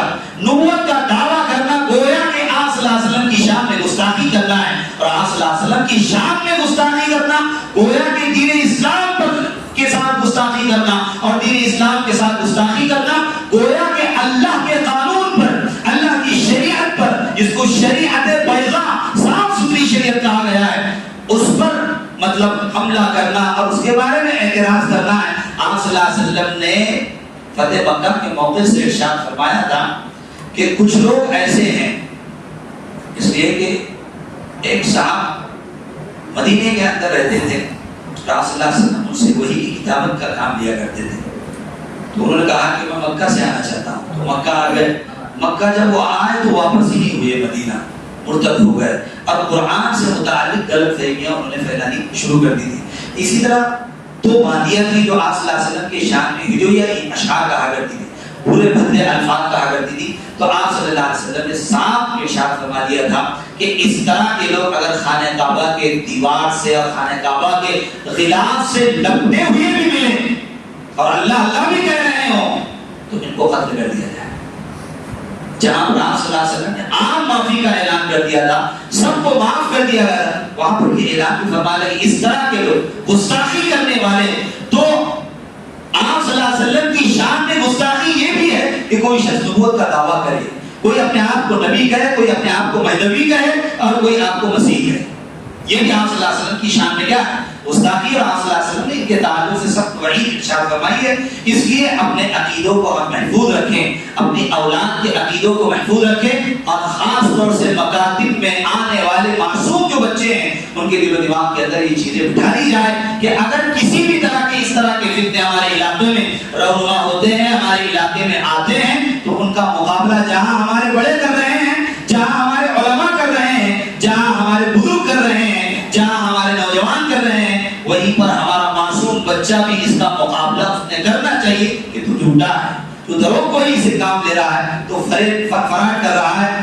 تو فریب دہی سے کام لے رہا ہے، یہ بات ہمارا معصوم بچہ بھی کہے، تو اس کے لیے کوششیں کریں اور اس کے لیے جگہ جگہ پروگرام بھی کریں تاکہ لوگوں کو سمجھائے کہ شریعت میکینک کیا ہے۔ میں نے پچھلے جمعہ میں ہمارے مسجد اقصی شاہ نگر کے اندر بات کی، تو ظاہر سی بات ہے لوگوں کے اندر تو عادت یہ بنی ہوئی ہے کہ اخیر میں آئیں گے 10 منٹ جب باقی رہتے ہیں یا خطبے میں باقی رہتے ہیں، اس کی سب سے بڑی وجہ بھی بتا دوں، خیر یہاں پر عوام الناس کا طبقہ بھی بیٹھا ہے، اس کو رہنے دیتے ہیں، جب علماء کی مجلس اگر کبھی لگے گی تو انشاءاللہ اس میں اس کا تذکرہ کیا جائے گا کہ 10 منٹ اخیر میں آیا، تو بعد میں جب میں باہر نکلا تو کہا کہ حضرت یہ شکیل بھی نہیں کیا ہے، شکیل بھی نہیں کیا ہو، پورا بیان ہو گیا، اس پر پوری تقریر ہو گئی، پورا سمجھا دیا گیا، ظاہر سی بات ہے 10 منٹ باقی رہیں گے نماز کو اور اس وقت آئیں گے تو کیا سمجھ میں آئے گا؟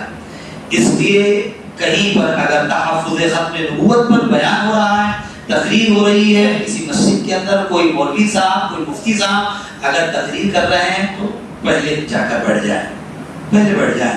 یہ منظر میں نے صرف اپنے مہاراشٹر کے علاقے میں اپنے بازار کے ایک جگہ دیکھا تھا جلگاؤں کے اندر، جہاں مفتی ہارون ندوی امامت کیا کرتے تھے۔ ہم ایک جماعت سے ملنے کے لیے گئے تھے، ہمارے مولانا مسلم صاحب ندوی اور میں، ایک جماعت چل رہی تھی جس میں ہمارے طلباء بھی اس میں تھے، تو وہ سال لگا رہے تھے، حافظ منظور صاحب کی جماعت جو پونا کے ہیں، غالباً ابھی حیات ہیں، بہت معلوم نہیں مجھے، اس وقت بھی ان کی کافی عمر تھی، تو ان کی جماعت سے ملنے کے لیے آخر میں آتے ہیں جمعہ ہم نے جلگاؤں میں پڑھا مفتی ہارون صاحب کے پیچھے، تو ان کی مسجد کے اندر میں دیکھا کہ مفتی صاحب ابھی آنے والے ہیں، آئے نہیں ہیں مسجد کے اندر، اور دونوں طرف سے سفید لوگ لگا کر پیچھے تک بیٹھے ہوئے ہیں، اور بیچ کی جگہ جیسے بادشاہ سلامت کے لیے چھوڑ دی جاتی وہی جگہ چھوڑی ہوئی ہے، پھر مفتی صاحب آرام سے آتے ہیں، 5 منٹ ان کے ناک کے رہتے، ان کے پرچی رہتی ہے، پھر وہ تقریر کرتے ہیں۔ تو یہ چیزیں ہمارے یہاں بھی ہم پیدا کریں، باتوں کی اہمیت، اور اسی طرح مسجد کے اندر جمعہ کے دن پہلے آ جائیں تاکہ بات مکمل طور پر ہم سمجھ سکیں، ورنہ یہ بے شکی بھی نہیں کون ہے، آخر میں یہی پوچھے گا آدمی، رامائن سنا دی گئی اور پھر سمجھ میں نہیں آ رہا کہ بھائی سیتا کون تھی اور رام کون تھا، پتہ ہی نہیں چل رہا ہے، پوری رامائن سنا کے بعد لوگوں کو معلوم نہیں ہے۔ اس لیے مسجدوں کے اندر خاص طور سے جمعہ اس کی بڑی فضیلتیں بھی ہیں، سب سے پہلے ہم آنے کی کوشش کریں، جہاں اس طرح کے پروگرام ہو رہے ہیں اس میں بنفس نفیس شریک ہوگا، اس کو تقویت بھی پہنچائیں، اور اپنے بچوں کی، اپنے گھر والوں کی، اپنے اہل خانہ کی اور اپنے آپ کی خود حفاظت کرے شکل بن حنیف کے فتنے سے۔ اللہ تعالیٰ سے دعا کریں کہ اللہ تعالیٰ مجھے اور آپ کو اس عمل کی توفیق نصیب فرمائے، زندہ رکھ اسلام پر موت ایمان پر فرمائے، اور آخر دعوانا الحمدللہ رب العالمین۔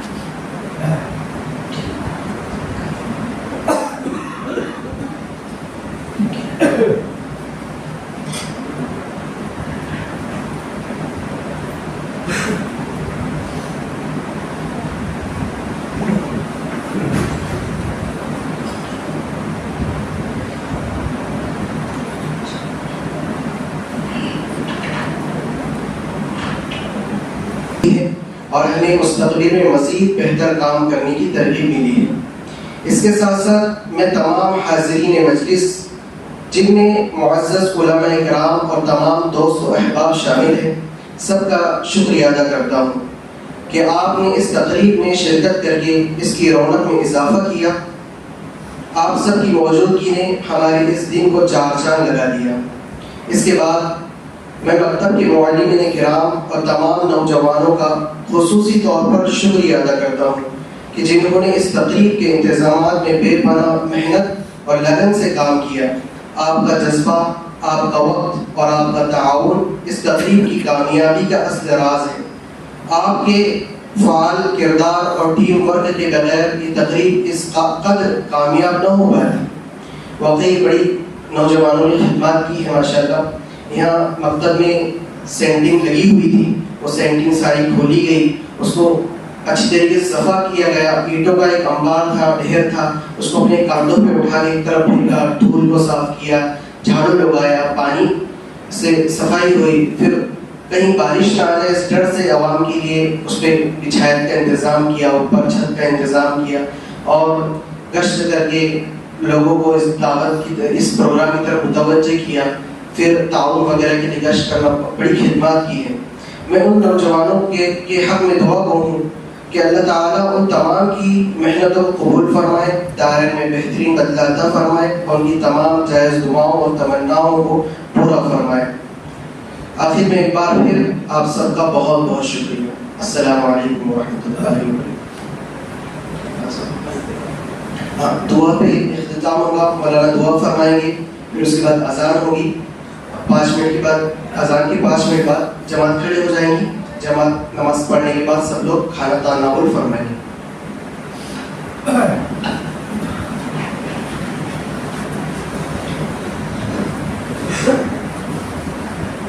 بسم الله الرحمن الرحيم اللهم لك الحمد كله ولك الشكر كله وإليك يرجع الأمر كله اللهم صل على محمد وعلى آل محمد كما صليت على إبراهيم وعلى آل إبراهيم إنك حميد مجيد اللهم بارك على محمد وعلى آل محمد كما باركت على إبراهيم وعلى آل إبراهيم إنك حميد مجيد ربنا آتنا في الدنيا حسنة وفي الآخرة حسنة وقنا عذاب النار ربنا ظلمنا أنفسنا وإن لم تغفر لنا وترحمنا لنكونن من الخاسرين يا الله ہمارے گناہوں کو معاف فرما، اے مولا ہماری خطاؤں کو درگزر فرما، اے مولا امت پر رحم کا، کرم کا، عافیت کا معاملہ فرما، اے مولا مساجد کی، مکاتب کی، خانقاہوں کی، دینی درسگاہوں کی، دعوت و تبلیغ کی اور دیگر دینی تحقیقات کی حفاظت فرما۔